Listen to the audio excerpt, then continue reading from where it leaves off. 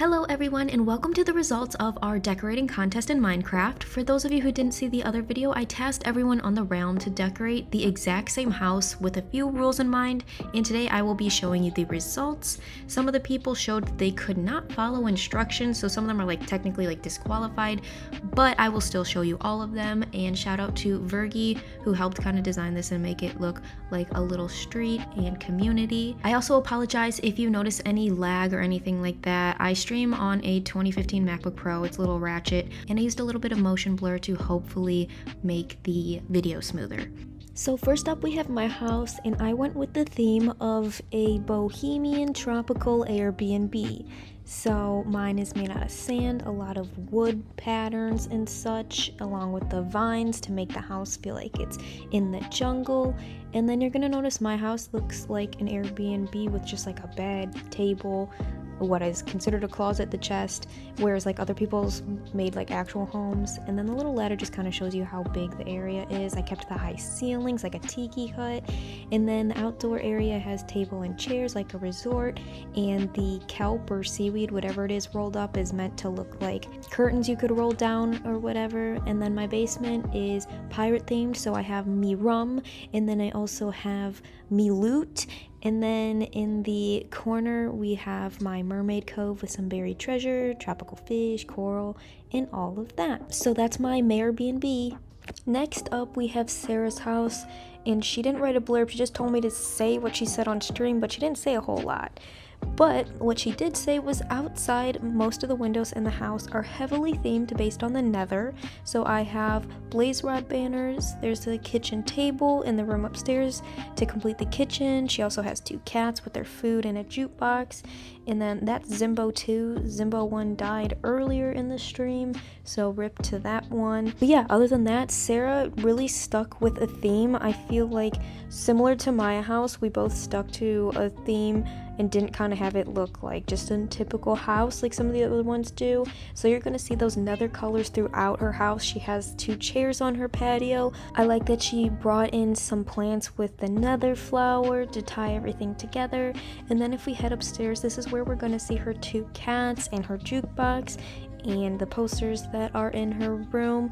She also has this fancy floating book thing and this chemist set, which I don't know if she's doing chemistry upstairs or if that's to represent her fancy Keurig fridge. And then if we head downstairs, we're gonna see that theme continue. I really don't know what else to say about her house other than it's kind of I feel like this could be a war room or planning an adventure. She made that set of armor move on stream, though I do not know how she did that. But yeah, that's Sarah's house. Next up we have Chris's home, and he described it as a cozy brick home, exudes warmth and charm with its classic red brick exterior framed by glowing windows. Bitch, where? Inside, rich hardwood floors stretch throughout the space, their warm tones enhancing the inviting atmosphere. The heart of the living room is a traditional fireplace, its mantle adorned with simple decor and a few flickering lanterns. Natural light filters in through the large windows, highlighting the wood grain and casting a gentle glow that makes the whole home feel snug and welcoming. Now we believe that Chris forgot about the decorating contest, and this was just a last-ditch effort, so his house really doesn't even qualify because he didn't replace the bricks, which was part of the rules, but we figured we'd still show you this one. And if the thought crossed your mind that this kind of looks like a burned down historic building that you would visit on an elementary school field trip, you'd be right. There must have been a really tragic fire at Chris Manor.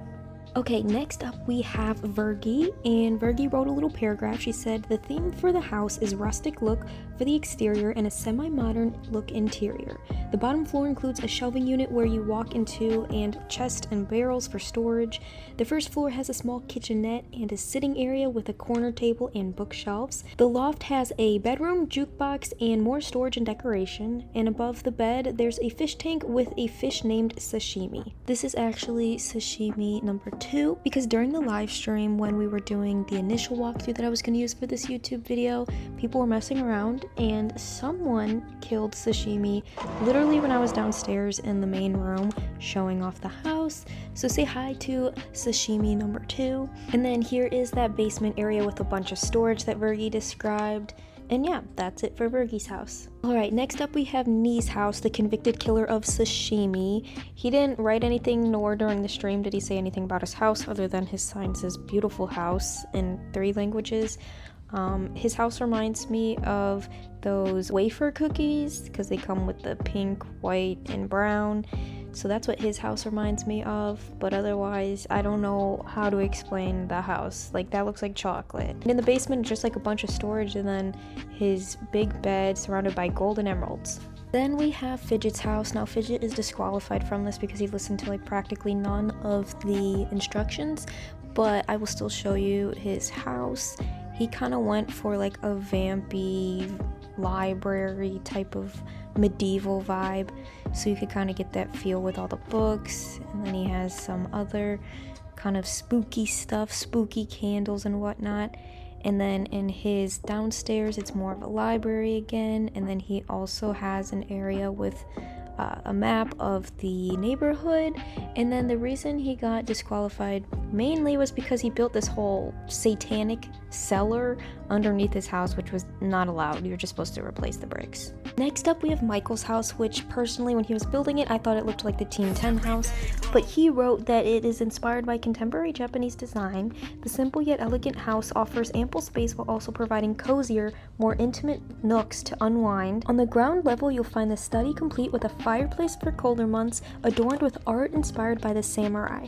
Tucked away just off the main room, you'll find the kitchen pantry complete with a smoker, sink, and ample storage. On the second level, you'll find the dining room and kitchenette alongside the balcony overlooking the rest of the neighborhood. Up the ladder in the finished attic, you'll find the bedroom.